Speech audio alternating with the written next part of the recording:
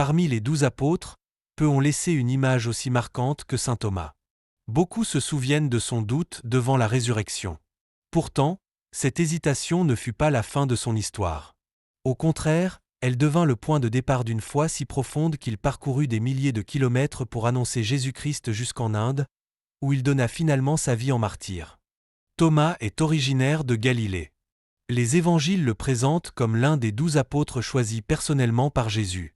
Son nom signifie « jumeau ».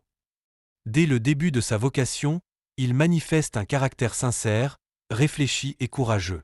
Lorsque Jésus décide de retourner en Judée malgré les menaces qui pèsent sur lui, Thomas encourage les autres disciples en déclarant « Allons, nous aussi, afin de mourir avec lui ».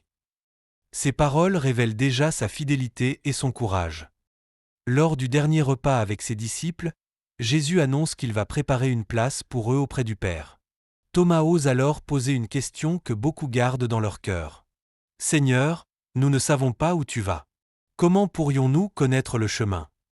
Jésus lui répond « Je suis le chemin, la vérité et la vie. » Cette réponse devient l'un des plus grands enseignements de tout l'Évangile. Après la crucifixion, Thomas n'est pas présent lorsque Jésus ressuscité apparaît aux autres apôtres.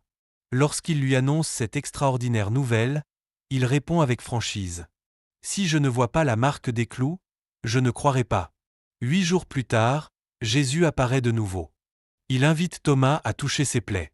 Profondément bouleversé, Thomas prononce alors l'une des plus belles professions de foi de toute la Bible. « Mon Seigneur et mon Dieu !» À partir de ce moment, Thomas devient un témoin infatigable de la résurrection. Selon la tradition très ancienne de l'Église, il quitte la Terre Sainte pour annoncer l'Évangile en Mésopotamie, en Perse puis jusqu'en Inde. Son voyage représente plusieurs milliers de kilomètres, faisant de lui l'un des apôtres les plus grands missionnaires des premiers siècles. La tradition rapporte qu'en Inde, saint Thomas fonde plusieurs communautés chrétiennes qui existent encore aujourd'hui. Les chrétiens de saint Thomas, présents principalement dans l'État du Kerala, conservent encore la mémoire de son apostolat. Parmi les nombreux miracles rapportés par la tradition, l'un des plus célèbres concerne la construction d'un palais pour un roi indien. Ayant reçu une importante somme d'argent pour bâtir ce palais, Thomas distribue plutôt cette richesse aux pauvres.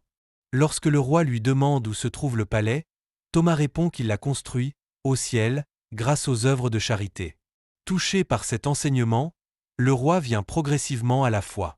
Au fil des années, de nombreuses personnes accueillent l'Évangile grâce à son témoignage. Son humilité, son courage et son amour du Christ touchent profondément les populations qu'il rencontre.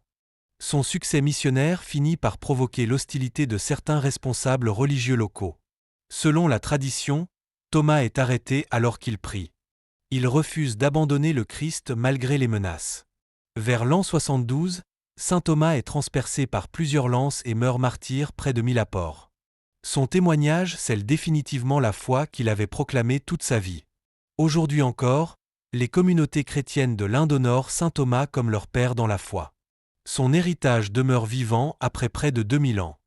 L'histoire de saint Thomas nous montre que les questions sincères peuvent conduire à une foi encore plus profonde. Celui qui avait demandé des preuves est devenu l'un des plus grands missionnaires de l'Église. Saint Thomas nous enseigne que Dieu n'a pas peur de nos questions lorsqu'elles sont sincères. Si nous cherchons la vérité avec un cœur ouvert, le Christ vient toujours à notre rencontre et transforme nos doutes en une foi capable de déplacer des montagnes.